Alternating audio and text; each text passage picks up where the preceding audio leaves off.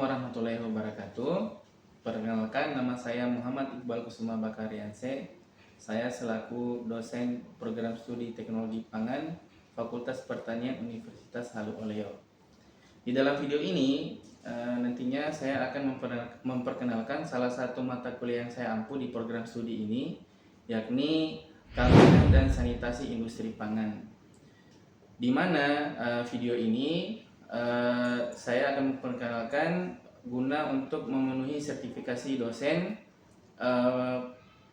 profil diri ke unjuk kerja Tridharma Perguruan Tinggi atau PDD KTPT untuk tahun 2026.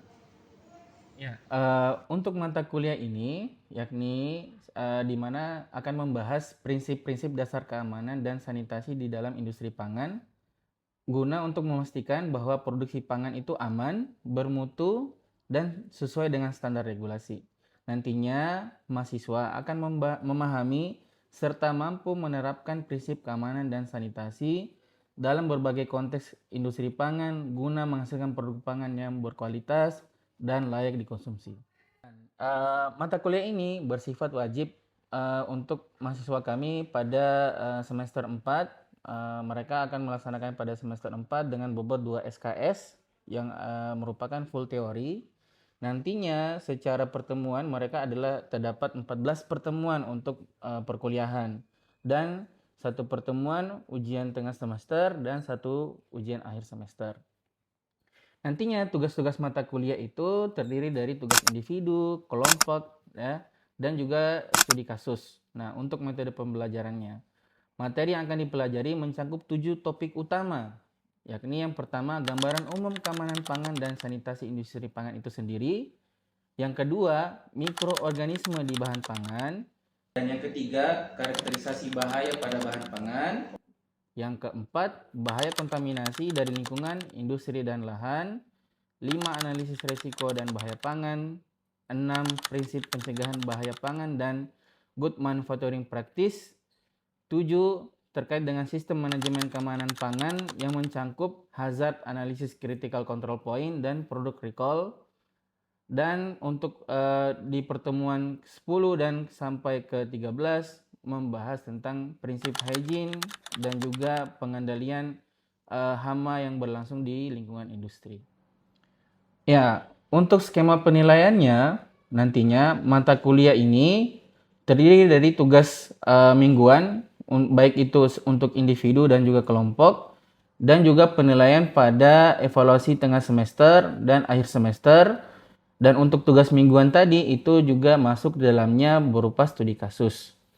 Nah, untuk capaian pembelajaran mata kuliah ini ada beberapa tema besar, di mana minggu pertama kita akan mempelajari bagaimana konsep dasar dari keamanan pangan itu yang berbobot 7%. Dan kemudian kita akan mempelajari bahaya pangan dan analisis risiko pada pertemuan kedua sampai kelima dengan bobot 27%. Kemudian untuk pertemuan berikutnya kita mempelajari sistem manajemen pangan terdiri dari HACCP, Hazard Analysis Critical Control Point, Good Manufacturing Practice, dan Product Recall yang mencangkup 25% dari bobot penilaian. Dan kemudian tema berikutnya mengenai hygiene, sanitasi, dan pest control sebanyak 21% bobot penilaian untuk pertemuan 11 sampai ke 13. Dan pertemuan ke-14 dan 15 merupakan mempelajari tentang peraturan atau regulasi terkait keamanan pangan yang ada di industri baik di Indonesia ataupun yang ada di beberapa negara lainnya dengan bobot penilaian sebanyak 20%. Nantinya seluruh pertemuan ini akan terakumulasi menjadi bobot penilaian 100% yang akan diakumulasi dengan ujian akhir semester dan ujian tengah semester. Untuk sistem pembelajarannya, nantinya saya akan menggunakan metode Delivery, Interaction, and Assessment, di mana untuk delivery-nya ini nantinya kami akan menggunakan beberapa video pembelajaran dan juga buku-buku referensi dan juga topik-topik terkait isu-isu terkini yang relevan dengan keamanan pangan yang ada dan terjadi di industri, ya, terkait dengan baik dari industri yang ada di Indonesia ataupun juga yang ada di mancanegara. Kemudian untuk interaksinya nanti dapat dilakukan melalui beberapa diskusi bersama mahasiswa.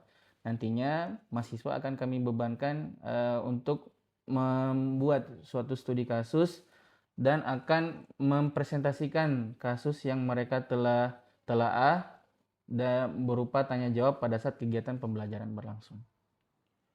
Kemudian asesmen akan kami lakukan melalui tugas dan juga kuis, bahkan evaluasi dengan tujuan untuk mengukur kemampuan mahasiswa dalam menelaah materi yang telah disampaikan di tiap pertemuannya. Pemberian nilai ini terhadap mahasiswa diawali dalam perkuliahan perdana yang akan membahas tentang kontrak perkuliahan yang telah disepakati antara tim pengajar dan akan disampaikan ke mahasiswa, yakni rencana pembelajaran semester atau RPS, yang memuat isi kontrak perkuliahan, yang memuat dalam hal ini perolehan nilainya seperti apa, dan juga skema tugas yang akan dikerjakan dalam satu semester seperti apa, dan juga dalam topik-topik itu akan berkontribusi pada bobot penilaian yang besar itu seperti apa.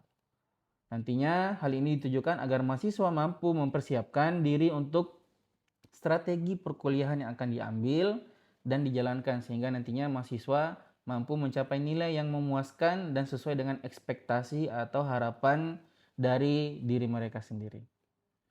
Selanjutnya, berikut video pengajaran saya dengan topik produk recall atau food recall. Selamat menyaksikan. Assalamualaikum warahmatullahi wabarakatuh. Waalaikumsalam warahmatullahi wabarakatuh. Sekarang kita akan melanjutkan kuliah keamanan pangan dan sanitasi industri. Sebelumnya, kan kalian sudah melaksanakan UTS nih, dan juga sudah pertemuan setelah UTS 1 kali. Nah, kita sekarang melangsungkan untuk pertemuan ke-10. Tapi mungkin karena masih sedikit yang hadir, saya absen dulu ya. Ica Astuti. Oke. Aslinda. Jusri Lambe, Destika, Dika Saputra, Reski Tangketora, Nur Wahyudin, tidak ada, Sherlin, Wodemawar. Oke, mungkin presensinya sebentar kita lanjutkan lagi. Kalau yang datang 15 menit terlambat tidak akan masuk ya. Kalau important ke teman-temannya. Nah, di pertemuan ke-10 ini kita akan mempelajari tentang food recall, penarikan produk. Jadi yang sebelumnya sudah saya jelaskan di RPS dengan tim dosen lainnya. Jadi sebenarnya food recall ini kita pelajari karena ada kaitan dengan pertemuan sebelumnya yang pasca UTS itu. Sebelumnya kan kita sudah mempelajari HACCP. Masih ingat HACCP kemarin? Coba, kira-kira HACCP itu apa yang kamu tahu secara garis besarnya?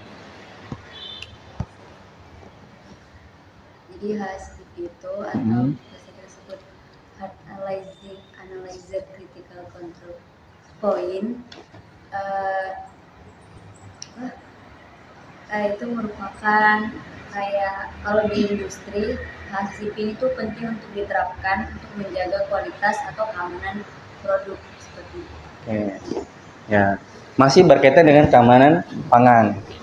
Nah, HACCP ini diterapkan untuk melihat alur produksi dari suatu industri, melihat titik kritis di tiap fase pada saat proses produksi. Nah, sekarang kita akan mempelajari bagaimana penanganan dari sisi keamanan pangan itu setelah dia dipasarkan.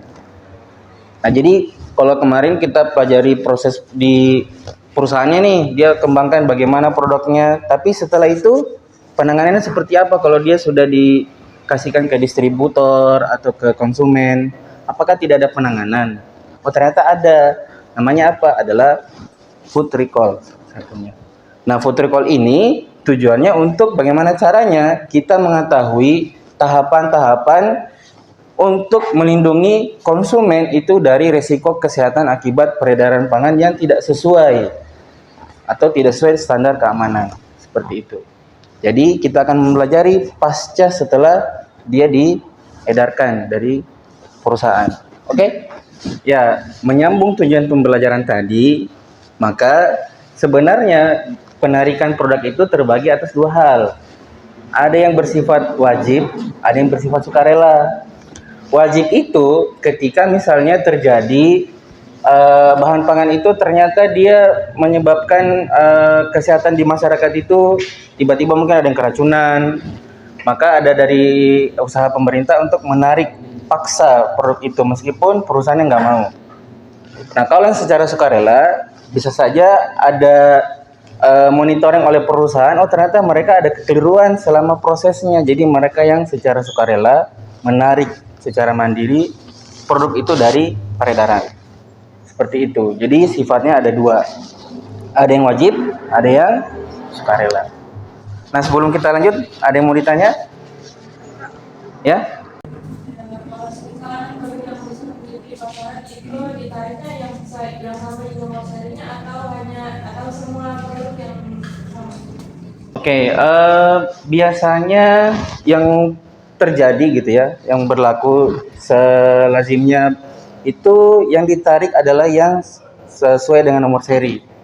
Jadi kode produksi yang memang ditemukan bahwa terjadi kondisi yang tidak aman untuk dikonsumsi oleh konsumen. Jadi yang kode produksi itu yang ditarik. Kalau kode produksi lainnya tidak ditarik karena mungkin dia diproduksi mungkin minggu lalu atau mungkin bulan lainnya, jadi tidak ada kontaminasi pada saat proses produksinya. Jadi yang ditarik adalah yang sama kode produksi. Oke, bisa saya lanjut? Nah, kemudian alur dari proses penarikan wajib dan sukarela itu sama sebenarnya. Jadi ditemukan dulu ada suatu kejadian, entah itu temuannya oleh pemerintah sendiri atau dari perusahaannya yang menemukan hal tersebut. Kemudian dikaji resikonya, bagaimana resikonya ini, apakah dia akan ditindaki sebagai risiko yang serius, menengah, atau rendah. Jadi dalam pengklasifikasiannya itu ada 3 kelas, jadi ada yang serius, menengah, dengan rendah, gitu ya. Nah, kemudian perbedaannya itu ada di terbitnya surat instruksi. Ini yang membedakan dia bersifat wajib atau sukarela. Wajib ketika ternyata instruksinya itu oleh siapa? BPOM di Indonesia. Tapi mungkin ya, kalau di negara lain mungkin lembaga yang memang menangani itu juga. Jadi di negara lain juga berlaku seperti ini, gitu ya. Nah, kalau yang secara sukarela dari perusahaannya, tetapi meskipun secara sukarela, dia mesti didampingi oleh pihak lembaga pemerintah yang berwenang. Jadi dia meskipun sukarela tidak bisa asal ujuk-ujuk mau langsung datang ke distributor atau retail, saya tarik barang saya, tapi tidak diawasi oleh pemerintah. Ya. Kemudian, ya itu pelaksanaan dan pelaporan dan tindak lanjutnya. Jadi perbedaannya yang mendasar bersifat wajib atau sukarela itu di terbitnya surat instruksi. Nah, untuk kelas tadi yang saya bilang, kajian risiko itu ada yang rendah, menengah, serius. Nah, ini ada klasifikasiannya nih, ya. Ketika dia dinyatakan rendah itu kapan? Oh, ternyata misal labelnya tidak sesuai. Misal ternyata di komposisinya dia bilang beratnya itu 250 gram, tapi mungkin kalian coba-coba timbang ya, ternyata hanya 100 gram. Berarti kan tidak kesesuaian berat yang ada di label dengan yang real yang kalian dapatkan. Atau mungkin dia bilang ada komposisi, misalnya dia gunakan natrium, ternyata nggak pakai, dia pakai bahan lain, gitu ya. Maka itu label tidak sesuai, mesti ditarik dan diselesaikan paling lama dalam 180 hari kalender, gitu ya. Nah, kalau yang kelas kedua agak menengah, gitu ya, dia ini sifatnya Ya, masuk juga dari sisi gangguan kesehatan, tetapi tidak sampai ke yang sifatnya serius, ya. Nah, kalau yang serius itu bisa sampai bahkan mungkin yang kematian. Kalau mungkin yang pernah kalian lihat ada yang keracunan karena anak-anak SD jajanan yang tidak sehat gitu ya. Terus banyak satu sekolah itu yang keracunan, harus dibawa ke rumah sakit secara massal. Nah, itu sudah masuk kategori serius itu. Makanya biasanya BPOM langsung menarik secara paksa produk tersebut. Nah, ini sudah banyak kasusnya di sekitar kita ya, tapi mungkin kita tidak terlalu familiar dengan peraturannya seperti itu. Oke, nanti mungkin detailnya ini nanti silakan dibaca, nanti saya share ke kalian materinya setelah kelas ini. Kita lanjut dulu ya. Nah, untuk tindak lanjutnya itu ada 7 cara gitu ya. Pertama, kita memusnahkan pangan yang memang betul-betul bersifat berbahaya. Jadi betul-betul harus dimusnahkan. Jadi yang resiko kelas 3 tadi, kelas 1 itu tadi yang serius itu harus dimusnahkan tuh. Tidak bisa dibilang labelnya tidak sesuai ditarik terus kita repacking ulang, kemas ulang baru edarkan lagi, nggak bisa. Dia harus dimusnahkan. Terus yang kedua, bisa untuk diedarkan kembali, tetapi dia bukan untuk dikonsumsi lagi oleh manusia. Misalnya mungkin untuk pakan atau mungkin untuk nutrisi tanaman gitu ya. Yang jelas tidak dikonsumsi untuk penggunaan manusia. Jadi boleh untuk di-repack dan diedar ulang, tetapi untuk tujuan yang berbeda. Nah, yang ketiga, diproses ulang, tetapi bukan karena dia isu dari sisi keamanan. Contohnya tadi, cuman masalah di kesalahan penulisan label, atau mungkin dia ID halalnya salah gitu ya. Dia pakai ID halal yang sertifikasi lama, sementara itu sudah tidak berlaku, maka dia harus tarik tuh pakai ID halal yang baru seperti itu. Jadi bukan masalah isu karena ada gangguan kalau orang makan itu, tapi hanya masalah dari sisi informasi yang tersaji dalam kemasan. Kemudian masih sama dengan yang ketiga, yang keempat itu yaitu tadi pelabelan ulang juga sesuai dengan ketentuan yang berlaku.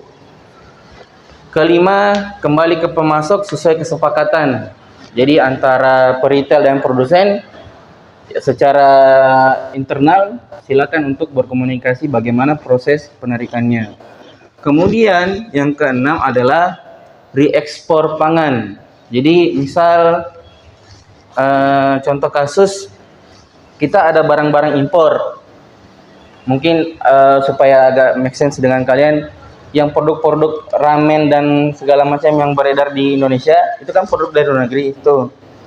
Nah, ketika ternyata terjadi gangguan kesehatan di masyarakat kita akan mengekspor ulang pangan impor itu ke negara yang tadi mengirimkan bahan pangan itu ke kita.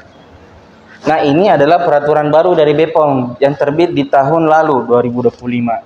Sebelumnya ini tidak berlaku. Kalau dulu barang impor itu ketika dia datang ke negara yang di tujuan impornya terjadi permasalahan bagi masyarakat yang mengonsumsi, itu akan langsung dimusnahkan di negara tersebut. Tidak ada ujuk-ujuk boleh dikembalikan ke negara yang mengekspor. Nah, sekarang lebih longgar, boleh silakan kalian ambil kembali nih barang kalian.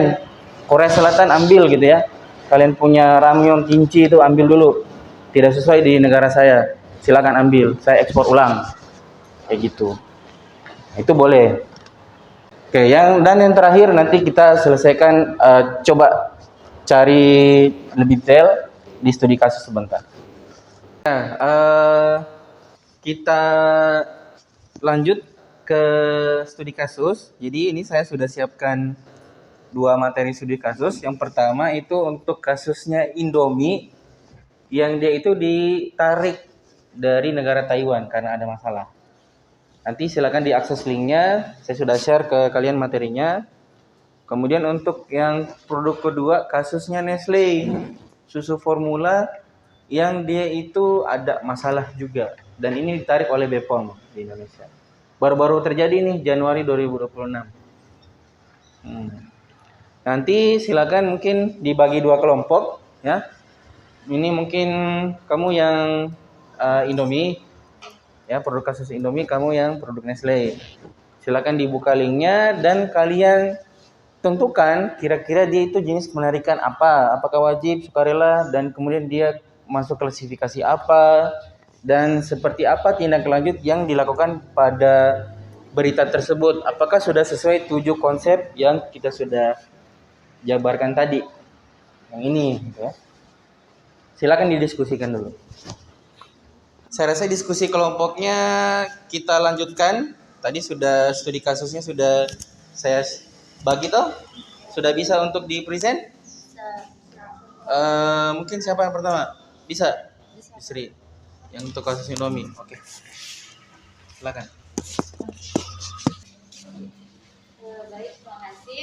Berdasarkan studi kasus dari Indomie, kami sudah mendiskusikan dengan kelompok kami. Jenis penarikannya itu sukarela, terus itu masuk ke kelas 2 dikarenakan jumlah kandungan yang terdapat dalam pada Indomie itu tidak memenuhi standar pada di negara Malaysia dan Taiwan, tetapi di negara Indonesia sendiri itu standar yang mereka masukkan ke dalam Indomie itu masih masuk ke dalam standar yang ditetapkan oleh BPOM. Baik, mungkin itu saja. Apakah kelompok lain ingin menyangga dari penyampaian hasil diskusi kami? Ya, silakan kelompok 2 kalau ada yang mau ditanyakan atau mau di Kan tadi disebutkan itu kelas penarikannya kelas 2. Kemudian tindak selanjutnya yang diambil oleh perusahaan itu apa?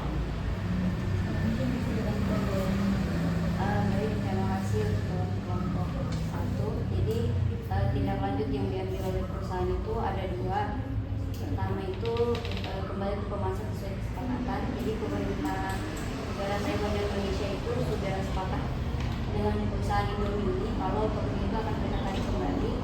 Jadi bisa dikatakan karena ini produk impor ke negara mereka, jadi kita akan berekspor. Jadi tindak lanjutnya dia pakai 2 ya, bukan hanya 1. Dia ada yang tadi baik pemasok dan oke, mungkin ada yang mau ditanyakan lagi? Tidak ada. Oke, kalau begitu kita lanjut ke kelompok berikutnya. Oke, jadi diskusi sudah usai terkait dengan tadi kasusnya Indomie sama Nestle. Dan mungkin sebelum mengakhiri pertemuan pada hari ini, di pekan ini, barangkali ada dari adik-adik yang bisa memberikan resume terkait apa yang sudah kita pelajari di hari ini. Silakan. Oke, silakan. Jadi penarikan itu ada 2. Yang pertama penarikan wajib yang dilakukan oleh pemerintah atau badan berwenang seperti BPOM. Kemudian yang kedua ada penarikan sukarela yang dilakukan oleh perusahaan dari produk tersebut. Terus ada 3 kelas penarikan. Yang pertama kelas ringan, kelas sedang, dan kelas berat. Kemudian yang terakhir ada 7 tindak lanjut penarikan tersebut. Oke, silakan duduk. Terima kasih. Jadi apa yang sudah disampaikan oleh teman kalian itu sudah mewakili keseluruhan dari pertemuan kita hari ini. Dan nanti supaya pertemuan ke depan terkait dengan aturan-aturan yang ada di berbagai negara itu kita bisa lebih pahami, saya kasih kalian tugas untuk reading ya terkait peraturan-peraturan lembaga-lembaga yang ada di beberapa negara. Jadi kalau di Indonesia kita ada lembaga apa? Badan POM yang mengawasi terkait dengan peredaran obat dan makanan. Nah, ada juga mungkin negara di Australia, ada di negara New Zealand, ada di Amerika, China, dan beberapa negara lainnya. Nanti kita coba bandingkan tuh aturan-aturan yang ada di negara tersebut dengan yang ada di negara kita. Apakah penerapan di negara kita itu sudah lebih bagus dalam hal kasus tertentu? Misalnya tadi kayak Indomie. Mungkin Indomie yang ada contoh di Nigeria yang sekarang perusahaan Indomie itu sedang masif apakah peredarannya itu sama peraturan perusahaan Indofood di Nigeria sama yang di Indonesia ataukah mungkin berbeda. Nanti kita bisa ulas lebih mendalam di pertemuan berikutnya, tetapi kita mesti memahami aturan-aturan yang berlaku di tiap negara. Jadi silakan dibaca terkait dengan aturan-aturan tersebut. Saya sudah kirimkan ke ketua tingkat kalian. Oke? Terima kasih, dan sebelum mengakhiri kuliah ini, mungkin tadi ada yang baru masuk ya? Fakihatin? Ya, sama Devi Rahmasari? Oh ya. Oke. Jadi tambahan yang hadir hanya 2 orang, sudah lengkap semua. Cukup sekian dari saya untuk pertemuan hari ini, lebih dan kurang yang mau dimaafkan. Saya akhiri, wassalamualaikum warahmatullahi wabarakatuh.